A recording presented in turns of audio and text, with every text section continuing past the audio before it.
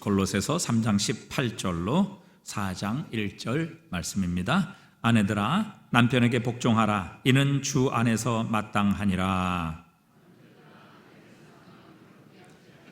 자녀들아 모든 일에 부모에게 순종하라. 이는 주 안에서 기쁘게 하는 것이니라.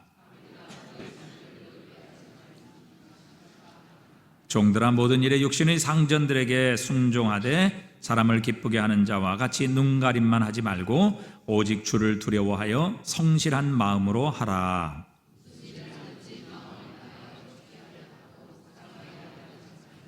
이는 기업의 상을 주께 받을 줄 아나니 너희는 주 그리스도를 섬기느니라.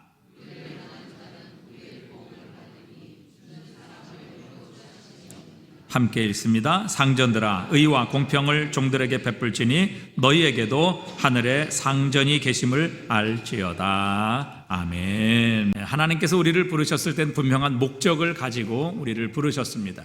우리를 구원하시는 것이 결코 목적이 아닙니다. 만약에 하나님께서 우리를 구원하시는 것이 목적이시라고 하셨다면 우리를 구원하신 후에 바로 천국으로 우리를 데려가셨겠지요. 에베소서 2장 10절은 이렇게 우리에게 말씀하십니다. 우리 한번 다 같이 읽어보겠습니다. 에베소서 2장 10절입니다. 우리는 그가 만드신 바라 그리스도 예수 안에서 선한 일을 위하여 지으심을 받은 자니 이 일은 하나님이 전에 예비하사 우리로 그 가운데서 행하게 하려 하심이니라. 아멘. 우리를 만드신 하나님, 우리를 하나님의 걸작품으로 만드신 이유는 그리스도 예수 안에서 선한 일을 위하여 우리를 지으셨다 이렇게 말씀하십니다. 그래서 우리를 이 땅에서 빛이요 소금의 삶으로 세상의 영향력을 나타내는 그런 삶이 되도록 우리를 부르신 것이지요. 우리가 그렇게 이 세상에 영향력을 미치기 위해서는 우리에게 반드시 필요한 세 가지의 요소가 있습니다. 어떤 분은 이것을 3I라 이렇게 표현하기도 했습니다. 죄송하지만 영어로 좀 이렇게 쉽게 더 우리가 이해하기 쉽게 암기하기 쉽게 표현한다면 첫 번째는 identity라고 표현할 수 있습니다. identity, 이것은 정체성이라, 내가 누구인가라는 정체성이죠. 내가 누구냐 하는 것을 알아야 우리는 흔들리지 않습니다. 다른 사람에게 영향력을 미칠 수 있는 근거가 여기서 시작되는 것이죠. 나는 그리스도인입니다. 나는 예수를 믿음으로 거듭났습니다. 나는 새로운 피조물입니다. 나는 변화되었습니다. 이것이 바로 우리의 정체성이지요. 나는 이 세상에 살지만 이 세상에 속한 자가 아니라 이 세상에서 부르심을 받아 하나님 나라에 속한 하나님 나라 백성, 천국 백성이 되었습니다. 하나님께서 나를 사랑하십니다.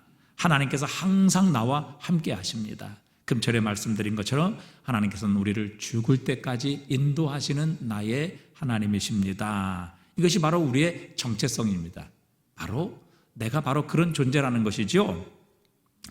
이것이 있어야 우리는 다른 사람에게 영향력을 미칠 수 있습니다.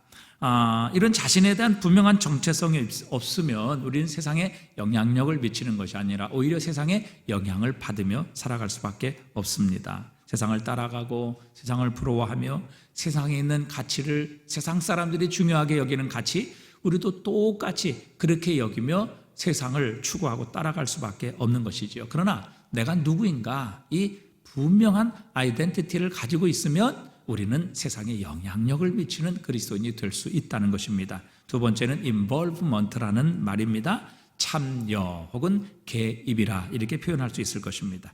우리는 세상에 참여해야 하죠. 세상 속에 들어가야 합니다. 여러분, 소금이 자기들끼리 모여 있으면 무슨 의미가 있습니까? 무슨 능력이 나타나게 있습니까? 빛들도 마찬가지죠. 이 환한 빛들 가운데 촛불 하나 든다고 해서 그 촛불이 결코 영향을 미칠 수 없습니다.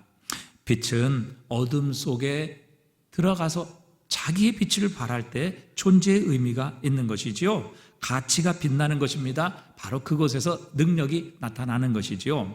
소금도 음식 속에 들어가 녹아져야 비로소 맛을 내는 것이지요. 그래서 소금 그릇에만 담겨 있다면 그 소금은 아무런 능력도 또 아무런 맛도 낼 수 없을 것입니다.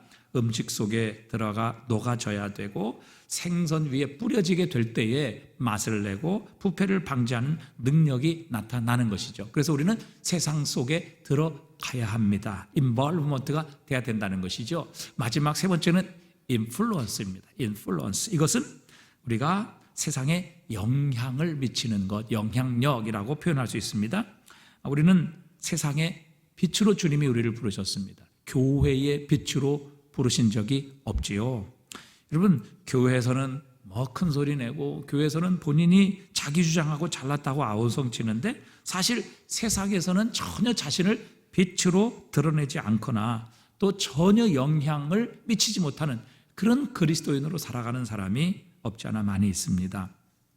밥 먹을 때 자기가 그리스도인인 것이 드러나는 것이 부끄러워서 기도도 하지 않는 그리스도인들도 많이 있다고 들었습니다. 어떤 사모님은 자기 목사님 보니까 강대상에서는 천사처럼 이야기를 합니다. 기가 막히게 말씀을 전하는 것이죠. 그런데 강단에서 내려오기만 하면 전혀 딴 사람이 된다는 것입니다. 그래서 사모님이 목사님께 우리 강단에서 내려오지 말고 그냥 강단에서 사십시다 이렇게 얘기를 했다고 하죠. 그러니까 우리가 세상 속에 들어가서 우리가 녹아지고 우리의 자신을 태움으로 빛을 발하게 될 때 우리는 비로소 세상에 영향을 미치게 될 수 있는 것입니다. 예수님께서는 자신의 십자가의 죽으심을 통해 세상에 생명을 주셨습니다. 세상에 영향력을 미치신 것이죠. 예수님께서 오시지 않았다면 세상에는 또 우리에게는 어떤 소망도 없었을 것입니다. 우리는 그저 죄와 어둠과 사탄의 종이 되어 이 땅 살다가 영원한 멸망과 죽음, 지옥을 들어가게 됐을 것입니다.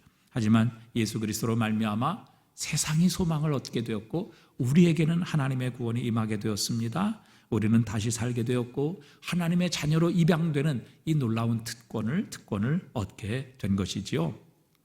이렇게 세상에 오셔서 세상의 빛을 발하시고 세상의 소망을 주시고 세상의 구원을 주신 주님께서 우리를 부르셨습니다. 그리고 부르신 우리들에게 이렇게 말씀하셨죠. 요한복음 20장 21절에 보니까 아버지께서 나를 보내신 것 같이 나도 너희를 보내노라 말씀하셨습니다. 예수님께서 이 땅을 변화시켜 주신 것처럼 우리도 주님께서는 불러주신 우리를 변화시켜 주시고 변화시켜 주신 우리를 다시 세상으로 보내셔서 우리로 하여금 이 세상에 예수님의 생명, 예수님의 구원, 예수님의 은혜를 맛보게 하시기 위해 우리를 불러주신 것이지요. 그래서 우리는 이 땅에 선한 영향력을 미치는 그리스도인으로 부르심을 받았습니다. 이것을 위해 하나님께서 우리를 구원하신 것이죠. 자, 우리가 지금까지 골로새서를 통해서 우리 주님께서는 그분을 믿고 그분을 영접하는 자들을 변화시키시는 주님이심을 함께 살펴보았습니다. 우리가 2장 12절에 보니까 우리는 예수 그리스도를 믿음으로 그분과 연합하게 되었다. 그래서 2장 12절에 세례로 그리스도와 함께 장사되고 죽은 자들 가운데서 그를 일으키신 하나님의 역사를 믿는 믿음으로 말미암아 그 안에서 함께 일으키심을 받았느니라. 예수를 믿으면 예수님과 함께 된다. 함께. 그래서 함께 장사되고 우리의 옛사람은 예수님과 함께 장사되고 죽었으며 예수 그리스도의 부활과 함께 우리에게 새 생명이 함께 시작되었음을 말씀해 주셨죠. 예수님은 이렇게 우리를 그분을 믿는 자를 변화시켜 주셨습니다. 또 14절에 보면 우리를 거스르고 불리하게 하는 법조문으로 쓴 증서를 지우시고 제하여 버리사 십자가에 못 박으셨다. 그리스도 예수 안에 있을 때 예수님을 믿을 때 그분의 십자가의 공로를 의지할 때 하나님은 우리의 모든 과거를 지워주십니다. 깨끗게 하십니다. 기억도 하지 않게 하시는 것이지요. 그분의 십자가의 공로로 우리의 모든 과거를 새롭게 해 주십니다. 깨끗하게 지워주시고 정결케 하셔서 우리의 모든 과거를 기억도 하지 않으시는 놀라운 은혜, 새로운 삶을 우리에게 허락해 주십니다. 또 오늘 보면 3장 1절에 보면 그러므로 너희가 그리스도와 함께 다시 살리심을 받았으면 예수를 믿으면 우리의 영혼이 살아나게 되지요. 하늘로부터 새 생명을 얻게 하십니다. 그래서 우리는 예수 그리스도와 함께 다시 살리심을 받았습니다. 우리 안에는 지금 새 생명이 있습니다. 또 3장 10절에 보면 새 사람을 입었으니 이는 자기를 창조하신 이의 형상을 따라 지식에까지 새롭게 하심을 입은 자니라. 하나님은 우리를 새롭게 해 주셨습니다. 새로운 피조물이 되게 해 주셨습니다. 여러분, 한마디로 그리스도 예수 안에 있을 때 하나님은 우리를 변화시켜 주신다는 겁니다. 우리를 새롭게 하신다는 것이죠. 그런데 그것이 전부가 아니라는 것입니다. 여러분, 이스라엘 백성들, 우리가 잘 알듯이 애굽에서 노예로 살았죠. 그들의 주인은 애굽 사람이요, 그들은 바로에게 충성하며 살아야만 했습니다. 하지만 하나님께서는 이스라엘을 애굽에서 구원해 내십니다. 더 이상 바로와 애굽의 종이 아니라 하나님의 백성을 삼으십니다. 그들의 신분이, 지위가 바뀌게 된 것이지요. 그러나 여러분, 신분만 바뀌면 뭐 하겠습니까? 그들의 삶의 원리가 바뀌어야죠. 그래야 새로운 삶, 그래야 변화된 삶을 살지 않겠습니까? 그래서 하나님께서는 이스라엘 백성들을 이 노예의 신분, 애굽의 종에서 구원해 내셔서 하나님의 백성의 신분으로 바꾸어 주실 뿐만 아니라, 변화시켜 주실 뿐만 아니라 그들을 시내산에 불러서 가장 먼저 하신 것이 바로 하나님 나라의 삶의 방식, 하나님 나라 백성의 법칙을 주십니다. 그게 바로 율법이지요. 그래서 너희는 새로운 존재가 되었고 이제는 더 이상 애굽의 노예와 종이 아니라 하나님의 백성, 하나님의 자녀가 되었기에 하나님의 백성다운 삶, 또 하나님의 자녀다운 삶을 살아야 한다, 이렇게 말씀하시며 그들에게 천국 백성의 삶의 방식을 주셨는데 그것이 바로 율법입니다. 오늘 이제 본문에서 하나님께서는 그리스도 예수 안에서 우리를 거듭나게 하셨습니다. 새로운 피조물 되게 하셨습니다. 그런데 이렇게 거듭나게 하시고 새로운 피조물이 된 우리에게 과연 그러면 이렇게 천국 백성이 된 그리스도인들은 어떤 삶의 방식을 따라 살아야 될 것인가?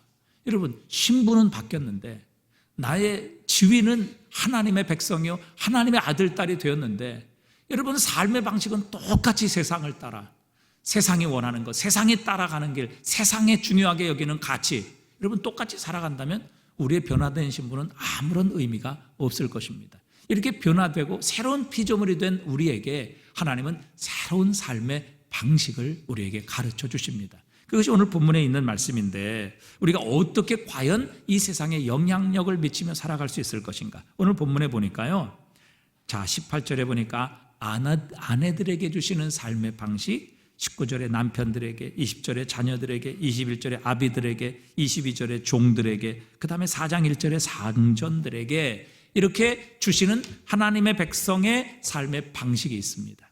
이 삶의 방식을 따라 살아가게 될 때 우리의 공동체, 나를 통해서 이 땅에 하나님 나라가 이루어질 것이며 우리의 공동체는 천국과 같은 아름다운 공동체로 회복될 것이다. 하나님 그렇게 가르쳐 주시는 것입니다. 자, 그러면 우리를 거듭나게 하셔서 새로운 피조물 되게 하셨는데 이 새로운 피조물, 거듭난 하나님의 아들, 딸들의 삶의 방식은 도대체 어떤 것인가? 어떻게 우리는 이 세상에 우리의 가정에 영향력을 미치는 그리스도인이 될 수 있을 것인가? 오늘 첫 번째는 아내들에게 말씀하시죠. 아내들에게 남편들에게 아내들아 남편에게 복종하라. 이는 주 안에서 마땅한 바니라. 아내들에게 남편에게 복종을 요청하고 계십니다. 당시 유대 사회는 여자들에게는 인격도, 대우도, 경제적인 능력도 없었습니다. 그래서 성경에 보면 가장 불쌍한 사람이 누군가 하면 고아와 과부였습니다. 왜? 과부가 되면 남편으로부터 모든 경제적인 공급이 끊어지기 때문에 한순간에 가장 하층 천민으로 전락하게 됩니다. 그 당시에는 여성이 경제적인 역할을 할 수도 없었고 그렇다고 어디에 가서 이렇게 새로운 직업을 얻을 수도 있는 것이 아니었습니다. 그래서 이 남편이 돌아가시거나 혹은 남편에게 버림을 받으면 과부는 가장 불쌍한 존재로 늘 전락을 합니다. 그리고 그 과부에 의해서 키워지는 고아 혹은 부모가 없는 고아, 가장 불쌍한 자죠. 그래서 성경에서 가장 관심을 갖는 사람 대상은 바로 과부와 고아인 것입니다. 그래서 이렇게 사실 여성들에게는 어떤 인격적인 또 경제적인 능력이 주어지지 않았습니다. 우리가 잘 아는 대로 성경에 보면요, 신약 성경에조차도 이 여자들이나 어린아이들은 사람의 카운터, 숫자에도 들어가지 못했습니다. 뭐 로마 당시 이 유대를 지배하고 있던 로마도 마찬가지죠. 로마 사회에서는 여자는 그저 남자의 재산 정도로 그렇게 생각하는 사회였습니다. 그런 사회 속에서 하나님께서는 아내들을 향해 새로운 복음으로 구원받은 그리스도인은 어떤 삶을 살아야 되는가? 남편에게 복종하라 이렇게 말씀하십니다. 이 남편에게 복종하라는 이 말씀은 여자가 힘도 없고 경제력도 없고 능력도 없기 때문에 남편에게 복종하라 이런 말씀이 아닙니다. 하나님께서는 우리를 거듭나게 하셨습니다. 새로운 피조물로 만드셨고 우리를 하나님 백성 하나님의 자녀 삼아주셨습니다. 여기에는 사실 구별이 있을 수가 없는 것입니다. 우리 3장 11절에 보니까요, 거기에는 헬라인이나 유대인이나 할레파나 무할레파나 야만인이나 스고디인이나 종이나 자유인이나 차별이 있을 수 없나니 오직 그리스도는 만유시요 만유 안에 계시니라. 여러분, 헬라인과 유대인, 즉 이방인과 유대인들은요, 이건 철천지 원수입니다. 유대인은요, 이방인을 만나지 않기 위해서는요, 이방인과 접촉하지 않기 위해서는 자신의 생명을 바치는 사람들이었습니다. 이방인을 그저 지옥의 땔감 정도로 생각하는 사람들이 유대인이었습니다. 유대인과 이방인이 하나가 된다? 이거는 그 당시 사회에서는 상상할 수 없는 일이었습니다. 여러분, 종이나 자유자, 이게 어떻게 하나가 될 수 있습니까? 여러분, 신분이 다른데 과연 이것이 하나가 되는 일이 가능할 수 있는 일이냐 하는 것입니다. 여러분, 그렇지 않습니다. 여러분, 갈라디아서 3장 28절도 보면 이렇게 말씀하십니다. 함께 읽어봅니다. 너희는 유대인이나 헬라인이나 종이나 자유인이나 남자나 여자나 다 그리스도 예수 안에서 하나니라. 여러분, 이 선언은요, 당시 사회에서 이건 정말 파격적인 청천벽력과 같은 선언입니다. 이건 있을 수가 없는 일이죠. 어떻게 유대인과 헬라인이 하나가 돼요?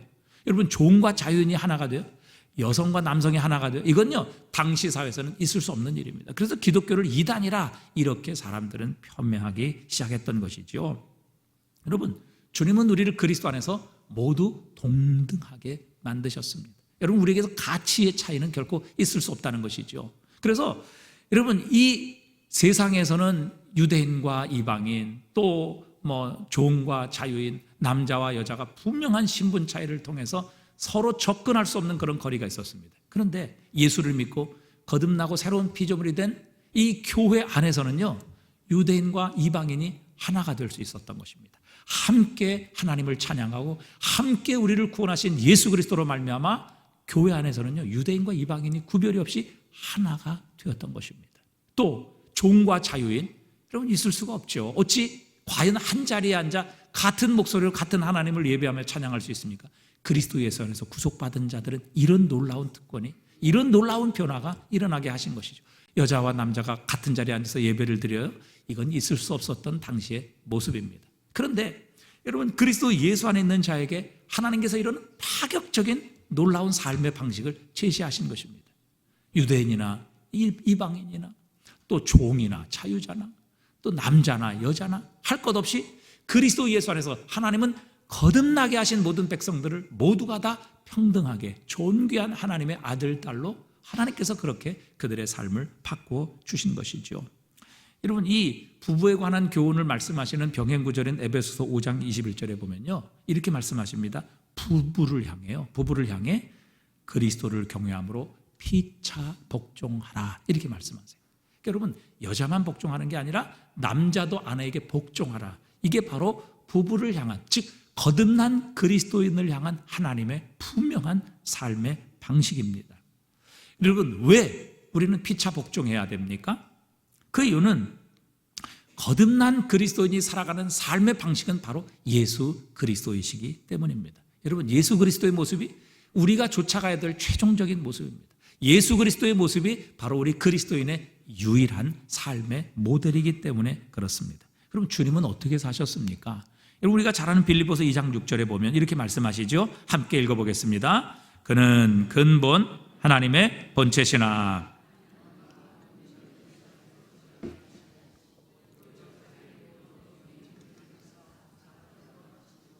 사람의 모양으로 나타나서 자기를 낮추시고 죽기까지 어떻게 하셨어요? 예수님이 뭐 하셨다고요? 복종하셨다고. 어디까지? 죽기까지. 여러분, 예수님은 하나님이시잖아요. 여러분, 그분이 복종해야 될 대상이 누가 있으시겠어요? 여러분, 천지의 주제이시고 만유의 주인이신 예수님이 여러분 복종하실 이유가 어디 있어요? 그런데 예수님은 아버지 하나님께 복종하셨으며 이 세상의 모든 법칙에 복종하셔서요, 죽기까지 하셨다고요. 로마의 법에 순종하셔서 예수님이 십자가에 못 박혀 죽으셨잖아요. 베드로를 향해, 제자들을 향해 말씀하셨어요. 야, 내가 지금 12영, 즉 12군단, 사단을 넘는 군단을 12군단이 더 되는 천사를 보내서 내가 이 사람들 멸하지 못할 줄 아느냐? 얼마든지 할 수 있으시다는 거예요. 그런데 예수님은 뭐예요? 복종하셨다는 거예요. 그 복종 때문에 여러분, 우리는 구원 받았죠. 예수님이 복종하지 않으셨다, 십자가에 죽지 않으셨다, 여러분, 우리에게 결코 죄사함과 구원이라는 것은 상상할 수 없는 것입니다. 예수님의 복종하심 때문에 우리는 구원 받았습니다. 예수님의 복종하심 때문에 우리는 생명을 얻게 된 것이죠. 여러분, 아내가 남편에게 복종해야 하는 이유는 열등해서가 아닙니다. 남편보다 가치가 없어서도 아닙니다. 능력과 기능이 낮아서도 결코 아닙니다. 우리는 거듭난 그리스도인이기 때문입니다. 그래서 우리는 예수님의 모습을 따라 서로에게 복종해야 하지요. 여러분, 이렇게 서로에게 복종하는 삶을 살면 우리의 공동체는 천국을 이루게 되는 것입니다. 여러분, 아내와 남편이 서로에게 복종한다, 그 가정은 행복할 것입니다. 기쁨이 넘칠 것입니다. 그러나 아내와 남편이 둘 중에 누구든지 자기가 주도권, 헤게모니를 잡으려고, 여러분, 다른 사람을 지배하려고 한다면, 그래서 자신 밑에 두고 자신이 원하는 것을 하도록 그렇게 요구한다면, 여러분, 이 가정은 결코 하나가 될 수 없을 것입니다. 여러분, 이것은 이 세상에서 유대교나 당시 로마의 풍습에 대해 아주 대조되는 것이고 정말 파격적인 삶의 방식이었습니다. 하나님께서는 거듭난 그리스도인을 향해 이렇게 요구하시는 것이죠. 복종하라. 아내가 남편에게 복종할 것이며 결국 남편도 아내에게 복종하는 삶을 살라. 왜? 그것이 그리스도의 모습이기 때문에. 그다음에 남편에게도 마찬가지죠. 남편은 아내를 사랑하며 괴롭게 하지 말라, 이렇게 말씀하십니다. 어떻게 남편은 아내를 사랑해야 될까요? 첫 번째는 아내를 향한 언약에 헌신해야 합니다. 여러분, 하나님은 언약의 하나님이십니다. 하나님은 약속하신 것을 반드시 지키시는 분이세요. 우리를 구원하시겠다고 약속하셨고 그 약속을 지키시기 위해서 하나님은요, 자신의 독생자를 십자가에 못 박아 죽이실 정도로 하나님은 언약에 신실하신 하나님이십니다. 그래서 우리는 그 하나님을 믿을 수 있는 것이죠. 하나님은 우리를 반드시 구원하실 것입니다. 왜? 그분은 언약의 약속에 신실하신 분이시기 때문에. 그래서 여러분, 남편은 아내에게 약속한 것을 목숨 걸고 지켜야 합니다. 여러분, 결혼할 때 뭐라고 약속하세요? 내가 평생 당신에게만 신실할 것입니다. 약속하잖아요. 내 머리, 검은 머리가 팥뿌리처럼 흰 머리가 되도록 당신만을 사랑할 것입니다. 약속하잖아요. 그 약속에 신실한 것이 바로 남편이 해야 될 사랑이라, 이렇게 표현하십니다. 또 사랑의 정의가 뭐예요? 고린도서 13장에 보면 사랑의 정의 가운데 하나는 나의 유익을 구하지 아니하고 남의 유익을 먼저 구하는 것입니다. 사랑이 뭐예요? 자신의 유익보다 아내의 유익을, 아내가 원하는 것을 먼저 들어주는 것, 아내가 하고 싶은 것을 하게 해주는 것, 그것이 바로 진정한 사랑이죠. 여러분, 내가 원하는 것을 위해 아내를 이용하게 되면 이건 결코 사랑이라고 할 수가 없죠. 다른 사람이 나의 수단일 수밖에 없는 것입니다. 그래서 사랑은 자신의 유익을 구하기보다 아내의 유익을 먼저 구하는 것, 이것이 남편이 해야 될 사랑입니다. 세 번째는 예수님께서 생명을 바쳐 그의 신부를 사랑하셨습니다. 그래서 우리를 위해 죽어주셨잖아요. 우리를 구원하시기 위해 예수님이 죽으셨잖아요. 남편이 아내를 향한 사랑은 자신의 생명을 바쳐 아내를 구원하는 그런 사랑이 되어야 하는 것이죠. 생명을 바쳐 아내를 보호해야 합니다. 지켜주어야 합니다. 아내에게 모든 생활을 할 수 있도록 공급해 줘야 되는 것이죠. 그래서 사랑함으로 남편들아 아내를 사랑하며 괴롭게 하지 말라. 이 괴롭다라는 말은 쓰다라는 말이거든요. 마라의 쓴 물, 그 마라가 바로 쓰다라는 말입니다. 먹지 못하는 물이죠. 여러분, 남편이 아내에게 이 먹지 못하는 물, 이 쓴 존재가 되어서는 안 됩니다. 늘 사고나 치고 늘 괴롭히고 정말 같이 살 수 없는 그런 존재, 이런 쓴 존재가 쓴 물이 되어서는 안 된다는 것이죠. 여러분, 왜 남편은 이렇게 아내를 사랑해야 됩니까? 그 이유는 예수님께서 우리를 그렇게 사랑하셨기 때문이죠. 그래서 우리는 거듭난 남편은 바로 아내를 예수님처럼 사랑하는 그런 삶의 방식을 따라 살아가야 한다, 이렇게 가르쳐 주십니다. 그 다음에 오늘 보면 자녀들아 말씀하십니다. 오늘 우리가 좀 집중적으로 살펴볼 것입니다. 자녀들아 모든 일에 부모에게 순종하라. 이는 주님을 기쁘시게 하는 것이라, 이렇게 말씀하십니다. 여러분, 자녀들이 부모에게 순종하라. 순종이 뭡니까? 순종은요, 부모의 가치를 인정하는 것이라, 이렇게 표현할 수 있어요. 순종은 뭐라고요? 부모의 가치를 뭐예요? 인정하는 거예요. 여러분, 부모의 가치를 인정하는 사람은요, 부모의 말을 듣습니다. 여러분, 듣는 것이 순종이에요. 듣지 않는 것은 불순종이죠. 자, 사무엘상 15장 22절에 보니까요, 사울이 하나님의 말씀을 불순종합니다. 제사장만 드릴 수 있는 그 제사를 사무엘이 오지 않았다고 자신이 드려버리죠. 그때 사무엘이 찾아와서 사울을 향해 이렇게 말합니다. 사무엘상 15장 22절에 한번 읽어봅니다. 사무엘이 이르되 여호와께서 번제와 다른 제사를 그의 목소리를 청종하는 것을 좋아하심같이 좋아하시겠나이까? 순종이 제사보다 낫고 듣는 것이 수양의 기름보다 나으니라. 그렇게 했어요. 여러분, 순종이 뭐보다 나아요? 듣는 것이 뭐보다 나아요? 수양의 기름. 여러분, 제사와 수양의 기름은 우리가 동의어죠. 그러니까 순종과 듣는 것이 동의어란 말입니다. 그러니까 순종하는 것은 뭐예요? 하나님 말씀을 듣는다는 거예요. 그러니까 순종하겠습니다라고 말하고 하나님 말씀을 듣지 않는 것은 순종이 아니라 불순종이라는 것이죠. 자, 우리가 잘 아는 솔로몬의 이야기, 참 우리가 좋아하는 말씀이죠. 솔로몬이 1,000번제를 드린 후에 하나님께서 솔로몬을 찾아오셨습니다. 기뻐하시면서, 야, 참 내가 기쁘다. 네가 나에게 이렇게 헌신하는 모습을 보니까 참 기쁘다. 자, 내가 너에게 무엇을 줄고 너는 구하라, 이렇게 말씀하시죠. 그때 솔로몬이 하나님께 뭘 구합니까? 네? 뭘 구했죠? 네, 지혜를 구했다, 이렇게 알고 있는데, 자, 열왕기상 3장 9절을 한번 우리 같이 읽어보겠습니다. 누가 주의 많은 백성을 재판할 수 있으리까? 듣는 마음을 종에게 주사 주의 백성을 재판하여 선악을 분별하게 하옵소서. 여러분, 지혜를 달라고 구했어요? 성경에 지혜라는 말이 없어요. 성경에는 듣는 마음을 종에게 주사, 그렇게 말씀하셨어요. 듣는 마음을 주십시오. 여러분, 왜 솔로몬은 이렇게 구했을까요? 여러분, 듣는 마음이 곧 지혜인 겁니다. 여러분, 하나님의 말씀을 듣는 마음을 갖게 될 때 그 사람은 하나님의 지혜를 갖게 되는 거예요. 여러분, 하나님과 우리는 하늘과 땅 차이입니다. 그런데 그 하나님의 말씀을 내가 듣는다라는 것은 그 하늘처럼 높으신 하나님의 지혜를 내가 듣는다는 거예요. 그 하나님의 말씀을 들으면 나는 뭐예요? 하나님의 지혜를 갖게 되는 것이죠. 하나님의 생각을 내가 갖게 되는 것입니다.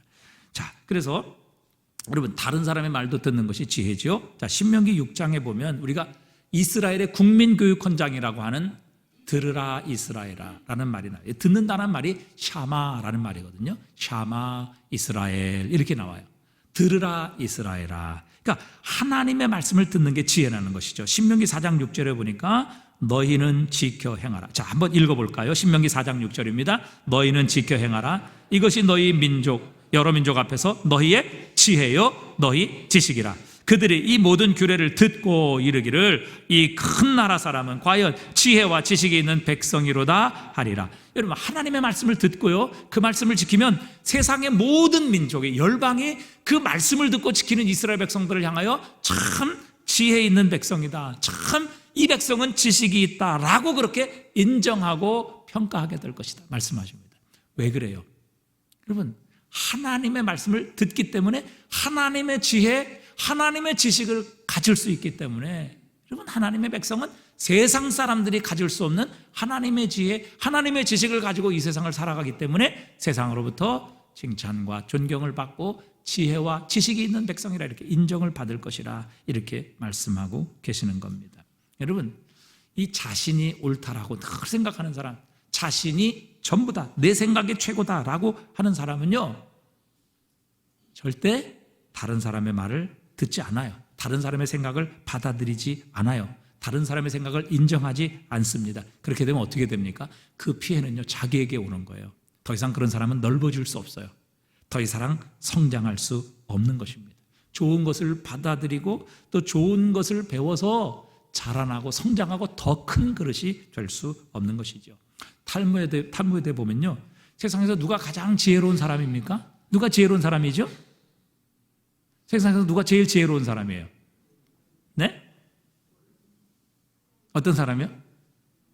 세상에서 제일 지혜로운 사람을 배우는 사람이라 이렇게 정의하고 있어요.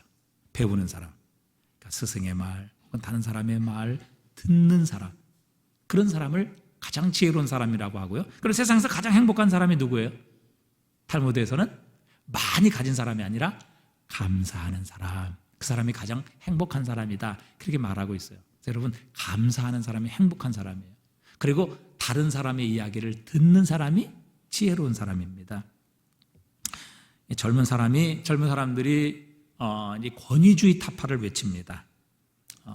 이제 저희 집에서 저희 딸도 이 아빠의 권위주의가 어쨌든 없어져야 된다고 이렇게 아주 주장하는 그런 아이 중에 하나인데, 근데 여러분, 권위주의는 나쁘지만 이 권위가 없으면요, 세상은 존재할 수가 없는 것입니다. 왜요? 권위라는 것은요, 하나님께서 세우신 질서이기 때문에 그렇습니다. 권위를 잘못 사용하는 이 권위주의가 문제지 권위 자체가 문제가 있는 것은 절대 아닙니다.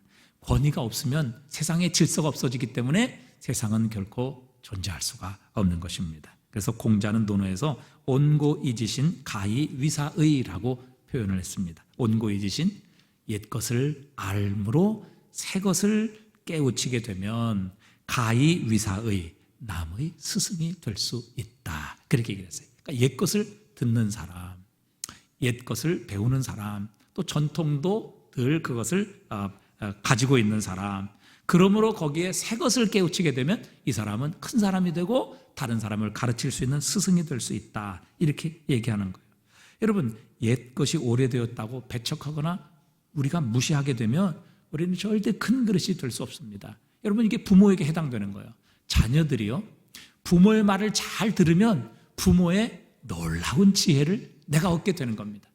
부모가 가진 그 평생의 놀라운 경험을 내가 소유할 수 있게 되는 것이죠. 그러니 얼마나 우리의 그릇이 커지겠어요.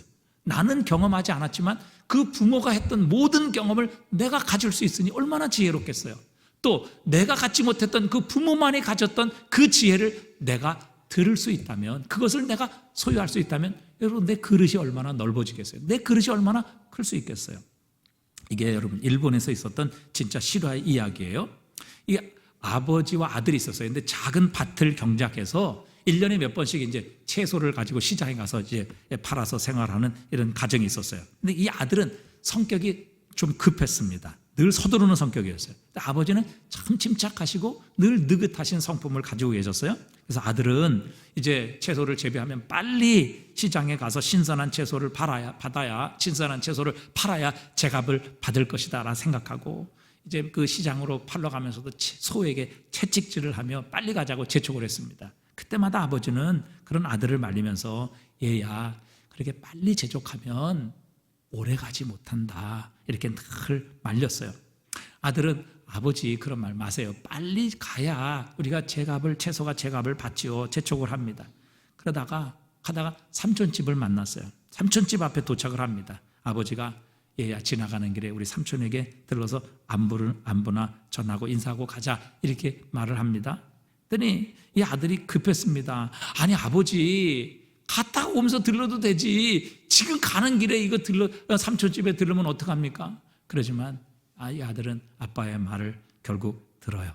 그래서 이제 아빠가 삼촌집에 갔다 오고 같이 인사를 하고 이제 들러서 이제 다시 시작을 합니다. 아빠가 그렇게 얘기를 해요. 야, 지금 들러야지, 기회가 주어지지 않으면 앞으로 우리가 어떻게 삼촌을 만나지 못할 수도 있으니까 들러서 이야기하자. 그래서 안부를 전하고 이제 나오셨어요. 조금 가다가 길이 두 갈래가 나왔습니다. 왼쪽 길은 지름길이에요. 근데 아빠는 오른쪽 길로 가자고 그래요. 왜 그러냐니까, 오른쪽은 꽃도 피고 시냇물도 흐르고 아름답고 너무 멋지기 때문에 우리가 이 길로 가자. 아들은 속이 탔어요. 그러나 아버지의 말을 들었습니다. 조금 더 가다 보니까 이 구덩이에 수레가 빠져 있는 거 아니겠습니까? 아버지는 당연히 도와줘야 된다고 가던 길을 멈추고 이 수레를 꺼내기 시작했어요. 근데 아들은 아니 늦었는데 아버지 우리 지금 우리 코가 석자인데 무슨 남들 사정 봐주면 우리가 어떻게 제 시간에 시장에 도착을 하겠습니까? 재촉했습니다. 하지만 아버지는 아들에게 얘야 우리도 이런 어려움을 당할 수 있고 그때 남들이 우리를 도와주면 얼마나 좋겠니? 이렇게 아들을 설득해서 아들 역시 이제 그 말을 듣고 수레를 꺼내주어서 빼내서 가게 만들었습니다. 결국 도시에 도착을 했는데 밤이 다 됐어요. 시장의 문이 거의 닫힐 시간이 다 되게 해서 결국 도시에 도착을 했습니다. 그런데 그때 그 도시를 들어가려고 하니까 하늘에서 천둥 소리가 나게 되는 겁니다. 그리고 번쩍하더니 커다란 아주 검은 버섯 구름이 그 도시에서 올라오기 시작했어요. 그 도시가 어느 도시겠어요? 예? 히로시마예요. 히로시마. 그곳에서 원자 폭탄이 터진 거죠. 만약에 이 아들이요 아버지의 말 듣지 않고 자기 원하는 대로 빨리 갔다 그러면 어떻게 됐겠어요? 그날 그 시간에 원자 폭탄에 의해서 그 아들과 아버지는 아마 생존하지 못하고 그 원자 폭탄에 의해서 아마 타서 죽었든지 아마 사단이 나게 되었을 것입니다. 이게 실제 있었던 일이에요. 그러나 여러분 이 아들은요 급하고 또 그런 재촉하는 성격을 가졌지만 결국 뭐예요? 아버지의 이야기를 듣습니다. 아버지의 이야기를 존중해요. 그러니까 여러분 자녀들이 부모에게 순종한다는 것은 부모의 가치를 인정해 주는 겁니다. 그 부모의 말을 듣는다는 것이죠. 옛날 말에도요 효자에게서 인물 나온다 그런 얘기를 했어요. 그게 왜 그런지 아십니까? 효자는 뭐예요? 부모의 말을 듣는 사람 아니에요. 부모가 가진 가치, 부모가 가진 생각, 부모가 가진 경험, 부모가 가진 지혜 들으니까 어떻게 돼요? 넓어지는 겁니다. 커지는 거죠. 모든 사람을 받아줄 수 있는 이런 그릇으로 성장하게 되니까 결국 효자에게서 큰 인물이 나오게 되는 것이죠. 여러분 자신의 생각만 옳다고 하면 결국 그 사람은 성장할 수 없습니다. 커질 수 없습니다. 그러나 부모의 가치, 부모의 말을 인정하고 받아주게 될 때에 여러분 그 자녀들이 복을 받게 되는 것이죠. 자녀들의 생각이 커지고요. 자녀들의 그릇이 커지게 되는 것입니다. 다른 사람의 지혜, 다른 사람의 가치를 인정하고 듣는 것 이게 자신에게 얼마나 큰 유익이고 축복인지 몰라요. 그래서 여러분 거듭난 그리스도인 자녀를 향해 주님께서는 부모에게 순종하라. 부모의 가치를 인정하라. 부모의 말을 들으라. 그러면 내가 커질 것이고 내가 성장할 것이고 내가 위대한 인물이 될 것이다. 그렇게 주님이 말씀하고 계시는 겁니다. 여러분 우리가 이 땅을 살다 보면 내가 항상 옳지 않다는 것을 깨달아야 돼요. 그게 지혜입니다. 겸손함 그게 지혜지요. 여러분 서로의 각자의 입장에서 상대의 가치를 인정할 줄 아는 마음 이것이 존중이고 권위를 인정하는 것이죠. 여러분 우리 교회 성도들을 보면 참 다들 착하신 분들이에요. 너무 좋으신 분들이에요. 여러분 예를 들어 찬양을 우리가 예를 들어보면요 여러분 젊은이들이 찬양합니다. 오늘 아침에도 보니까 저도 모르는 찬양을 이제 우리 그 인도자가 불렀어요. 그러나 어느 누구도 그것에 대해서 아니 왜 그런 찬양 부르냐고 우리 아는 찬양 부르라고 이렇게 반대하거나 반발하시는 분이 계시잖아요. 다 받아주십니다. 기다려주십니다. 인내하고 인정해 주십니다. 아 왜 우리가 모르는 찬양해? 우리 그거 뭐 뻣뻣하게 앉아서 뭐 하라는 얘기야. 여러분 이렇게 젊은이들의 찬양 새로운 찬양을 우리가 자꾸 거부하게 되면요 우리의 찬양 우리의 모습은 어떻게 됩니까? 늘 옛날 그 모습 그대로 늘 그이 늙은이가 되는 겁니다. 그렇게 되면요 젊은 사람은 우리의 예배에 참여할 수가 없게 됩니다. 여러분 우리는 결코 성장할 수 없어요. 변화되지 않아요. 자라갈 수 없는 겁니다. 늘 그이 늙은이가 될 수밖에 없는 거예요. 그럼 어떻게 돼요? 우리는 고립된 섬이 될 수밖에 없는 것이죠. 그러나 여러분 이렇게 젊은이들이 부르는 찬양 또 새로운 찬양 요즘 보면요 박자도 얼마나 어려운지 알 수 없어요. 도저히 이거는 뭐 우리가 이게 박자를 맞출 수 없는 이런 박자를 부르는데도 우리 모든 어르신들이 받아주고 인내하고 그것을 기다려주고 들어주신단 말이죠. 이렇게 될 때 뭐예요? 우리 모두가 새로워지는 거예요. 변화되는 거예요. 성장하고 자라나는 거예요. 젊은이들도 마찬가지죠. 여러분 맨날 자기들만 아는 새로운 곡 요즘 유행하는 곡 정말 박자도 따라가지 못하는 뭐 그런 곡들만을 고집하게 되면 여러분 젊은이들도 더 큰 그릇이 될 수 없는 겁니다. 그러나 우리 어르신들이 옛날 불렀던 그 은혜의 찬송, 그것을 통해서 우리는 뭐예요? 온고이지신 새로운 하나님의 은혜를 경험할 수 있고요, 그 전통 속에, 그 지혜 속에 담겨있는 하나님의 은혜를 우리 젊은이들은 더 충만하게 체험할 수 있게 되는 것입니다. 이렇게 어르신들은 젊은이들을 배려하고 또 새로운 곡들에 대해 마음이 열려있고, 또 젊은이들은 어른들이 가지고 계신 그 놀라운 전통의 힘과 능력들을 받아들이게 될 때에 여러분 우리는 더 큰 공동체가 되는 겁니다. 진짜 하나가 되는 공동체가 될 수 있는 것이죠. 이곳에 젊은이나 어르신들이나 또 남자나 여자나 모두가 다 그리스도 안에서 하나가 되어 하나님을 찬양하며 그곳에 하나님의 임재와 하나님의 영광이 함께 하시는 천국 공동체가 될 수 있는 것이죠. 이렇게 우리가 다른 사람을 배려하고 다른 사람을 듣는 것, 무엇보다 하나님의 말씀을 듣는 그것이야말로 우리 자신이 자라나고 성장하고 큰 그릇이 될 수 있는 놀라운 하나님의 축복의 의미가 담겨 있다는 것이죠. 그 다음에 마지막으로 부모 세대에 대해서 말씀하십니다. 자녀를 노엽게 하지 말라. 그러니까 일방적이지 않아요. 많은 사람들은 여러분 아내에게 순종하라 이런 말을 남편이 이용하는데 이건 남편에게 주신 말씀이 아니죠. 여러분 자녀들도 부모들도 자녀에게 순종해라, 그거는 부모에게 주신 말씀이 아니라 자녀들에게 주신 말씀이에요. 쌍방적입니다. 그래서 성경은 아비들에게는 자녀를 노엽게 하지 말라 이렇게 말씀하십니다. 여러분 얼마나 많은 부모들이요 자녀들에게 상처를 주고 자녀들을 노엽게 하고 자녀들을 낙심시키는지 몰라요. 그래서 여러분 자녀들이 조금 머리가 크면요 부모랑 안 살라고 그래요. 방 얻어달라 그러죠. 따로 살겠다 그래요. 왜 그래요? 여러분 부모가 사는 게 좋으면 그렇게 하겠어요? 그러니까 부모와 사는 게 싫은 겁니다. 힘든 겁니다. 맞지 않는 겁니다. 그러니까 자녀들이 뭐예요? 대학 들어가면 나 방 얻어주세요. 그리고 부모를 떠나는 거예요. 여러분 얼마나 많은 부모들이 자녀들에게 낙심을 주는지 몰라요. 상처를 주는지 몰라요. 노엽게 만드는지 몰라요. 특별히 여러분 부모님들의 폭언, 욕설, 폭행, 그 상처로 인해요. 상처 때문에 자녀들 중에는 아예 난 결혼하지 않을 거야. 여러분 이렇게 결심하는 사람들이 참 많습니다. 근데 왜 이런 일이 자녀들에게 일어납니까? 부모와 자녀 사이에 일어납니까? 첫 번째요. 그 이유는 부모가 하나님께서 주신 권위를 잘못 사용하기 때문에 그래요. 여러분 부모가 주신 권위를 가지고 아이들의 입장에서 생각을 해야죠. 여러분 부모는 성숙하지만 아이는 아직 어립니다. 그런데 그 미숙하고 성숙하지 못한 아이들에게 성숙한 부모의 입장에서 자꾸 그것을 강요하고 요청하니까 이게 맞습니까? 안 되죠. 힘들죠.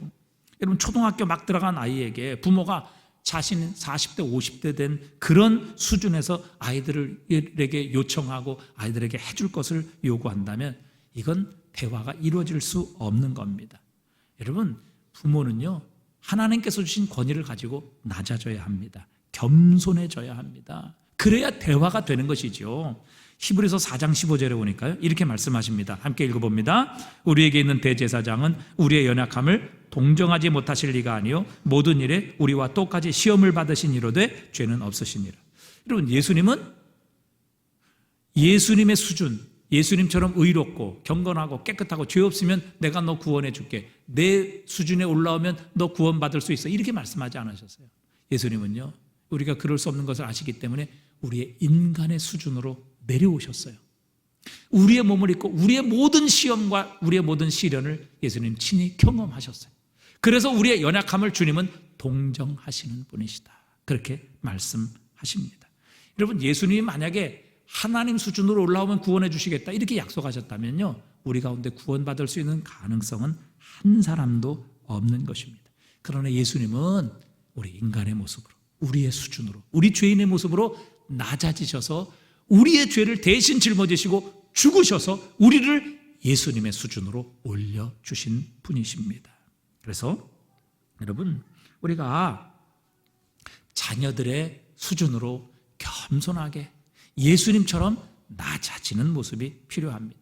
생각도 수준도 이 모든 것도 예수님의 수준으로 우리가 예수님 모습을 본받아 자녀들의 수준과 자녀들의 성품과 자녀들의 그 모든 원하는 모습으로 내려오고 겸손해진다면 자녀들과의 관계와 대화가 열려지게 되는 것입니다.